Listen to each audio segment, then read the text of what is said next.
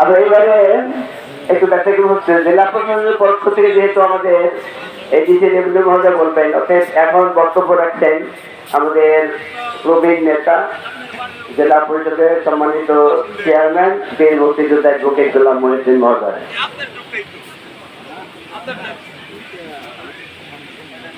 বিসমিল্লাহির রহমানির রহিম।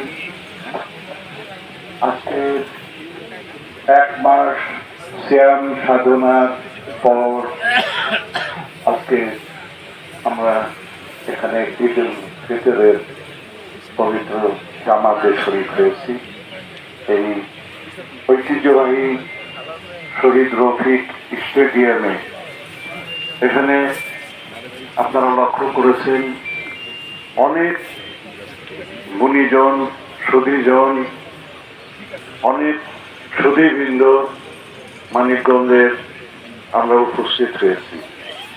তন্মধ্যে আমাদের এডিসি রেভিনিউ মহোদয় জনাব মহসিন মৃধা এখানে উপস্থিত আছেন। মানিকগঞ্জ জেলা আওয়ামী লীগের সংগ্রামী সাধারণ সম্পাদক বিজ্ঞপি বীর মুক্তিযোদ্ধা জনাব মোহাম্মদ আব্দুল সালাম অ্যাডভোকেট, প্রশাসনের বিভিন্ন পর্যায়ের ঊর্ধ্বতন কর্মকর্তাবৃন্দ, বিশেষ করে উপস্থিত হয়েছেন আমাদের মাঝে মেহমান ডিসি মহোদয়ের